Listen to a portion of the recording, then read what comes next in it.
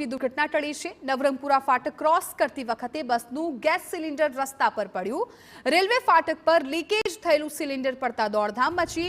બસમાં સવાર 50 લોકોનો આબાદ બચાવ થયો છે। ફાયર બ્રિગેડે ઘટના સ્થળ પર પહોંચી સ્થિતિ પર કાબુ મેળવ્યો છે। ફાયર વિભાગની સમય સૂચકતાથી લોકોના જીવ બચી ગયા છે। એમટીએસના ટેકનિકલ વિભાગ પર અનેક સવાલો અત્યારે ઉઠી રહ્યા છે। શું બસના સિલિન્ડરનું ચેકિંગ નહોતું થયું? જો બ્લાસ્ટ થયો હોત તો જવાબદાર કોણ હોત? એ સવાલ અત્યારે થઈ રહ્યો છે। બસમાંથી સીએનજી સિલિન્ડર નીકળી જતા અનેક સવાલ। બસ રૂટ પર મોકલ્યા પહેલા ચેકિંગ કરાયું હતું કે કેમ, તે પણ અત્યારે એક સવાલ।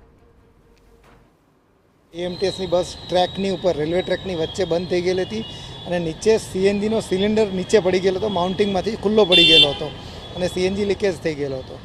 તો સૌથી પહેલાં સલામતીને ધ્યાનમાં રાખતા બસને સ્થળ પરથી ખસેડવા માટે સિલિન્ડરને હટાવી લીધો, બસને ખસેડી લીધી અને સિલિન્ડરને સલામત સ્થળે રાખી અને એક મિની ફાઇટરની સ્પ્રેની લાઇન ચાલુ કરી અને એને બંધ કરી દીધો છે। હાલ પૂરતો સામાન્ય લીકેજ છે।